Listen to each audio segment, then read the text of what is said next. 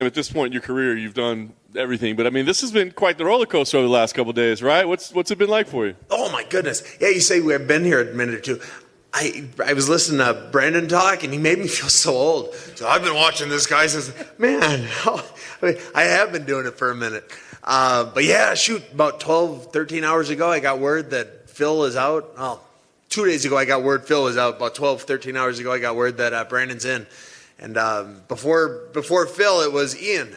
So it's been like 10 fights since I've had the guy I was supposed to fight show up on fight day. So we were kind of expecting it, or willing to accept it, knowing it could happen. So when you knew Phil was out, I know you posted on social media, you're like, hey, this fight's off. I mean, were you still in your mind hoping like maybe they'll find me somebody, or had you kind of like flipped a switch because I think, I'm going to go home and see my kids? Yeah, I was ready to go home and see my kids. Not many people accept fights on a week's notice. Brandon is a man. A king among men. I'm so happy he stepped up. I wish he was worse, so it'd be a little easier fight for me. But it is what it is. I kind of figured what was going to happen was I was going to get a fight a month from now or 3 weeks from now, maybe next week. I thought that might happen, but I was already booking my ticket home to see my family. So what do you have to do mentally to get yourself right back in the right spot, right? Because I feel like this is such a mental game to be like kind of switched off that like I'm out to now switch back on that I'm in a cage fight. Is that tough to do? Yeah, a buddy of mine had an analogy for it, and he said, so you're planning a fishing trip, and it's like a month and a half out. You're planning it. You've got everything booked. You pack the boat. You drive up north just to get up there and find out you forgot your motor. Your motor's broken. It's like, oh man, you're just kind of pissed and angry, even though it's not really anyone's fault. So I went through all of that, and then I was back on board. It's fighting. It's what I like to do. If I can go into any gym in this country, in this world, and compete with whoever they've got.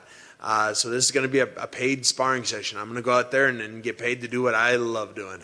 Like it. So you were listening to Brendan. I'm curious, what did you make of his whole? Cause we were kind of laughing after he left. But like he made the best case against himself ever. He's like, I don't know what day it is. I don't even know what's going on. Did it make you kind of laugh a little bit? Did it make you think like, hey, maybe It's funny. I've been there. I believe he just had a kid like 5 months ago or 6 months ago too. So I've been there. Yes, I've been there for a minute now. And I just bought a house too. Also, it closed. And I know how exhausting it is closing on houses. Good God, I feel sorry for him for that. But I'm remodeling a house. I bought a house in Tennessee. We've been remodeling it. Don't ever do that. Just buy finished. Yeah, don't go my route. Learn from my. So hopefully, whatever he ends up getting is his perfect house and doesn't have to do much to it. 205. Was that more because of him, or did it work for you too? No. It works. I'd fight Nagano if they needed me to. I really hope they don't need me to, but you know me. It doesn't matter what weight class.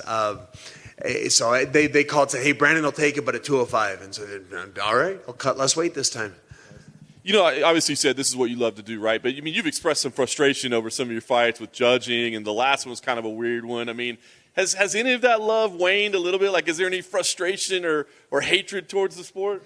No, not even a little bit. Towards the judges, maybe. I'm not a big fan of many of them. I should probably start talking nicer about them, though. I think they don't like redheads. I think that's what it is. So dye my hair or something by Saturday. Yeah, maybe that's the opposite approach. Just praise them all the time. Just and then praise them all. They're the greatest. I love them. Nice. All right. Well, last thing for me. What do you expect with this fight? It is such a weird circumstances. Is it like, gosh, this is the one I got to pick up a win right now because I feel like my future is on the line? Is this just like, hey, let's just go have fun and do what we do, get a fight of the night? What does this fight represent to you? But as I was joking earlier, I wish Brandon was worse so I'd have an easier fight. He's good. He is. I've seen all of his fights. Even the ones he loses, he was winning. He really is a stud. This is a fight that will be fight of the night. It's got the potential to be. It will be. I do understand where I am in my career right now. I love the sport. I'm not crazy about the judges, but I have to go out there, bite down on my mouth guard, and try real hard to hit him. Or maybe take him down if he's watching.